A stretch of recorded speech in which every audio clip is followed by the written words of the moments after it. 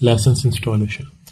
सबसे पहले हम अपना मुंशी पीओएस सॉफ्टवेयर खोलेंगे और एडमिन एक्सेस लेवल से हम लॉगिन करेंगे। डिफ़ॉल्ट जो यूजर नेम हमारे हैं वो एडमिन है और पासवर्ड 54321। लॉगिन करेंगे, फिर सेटिंग्स के मेन्यू को क्लिक करेंगे लेफ्ट साइड से और जहाँ लिखा हुआ है लाइसेंस वैलिड टिल, वहाँ माउस लेके जाएंगे डेट के ऊपर तो एक पॉपअप आ जाएगा, इसको क्लिक करेंगे तो यहाँ आप लाइसेंस जनरेट करवा सकते हैं या सिलेक्ट कर सकते हैं। जनरेट एक्टिवेशन की पे क्लिक करें तो आपकी की जनरेट हो जाएगी डेस्कटॉप के ऊपर।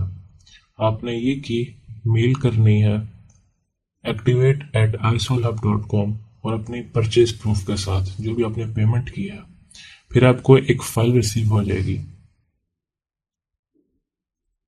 वो हमारी टीम की तरफ से आपको मिलेगी। जब आप वो फाइल आपके पास आ जाएगी तो इसी तरह आपने दोबारा सेटिंग्स में जाके उसी तरह डेट पे क्लिक करना।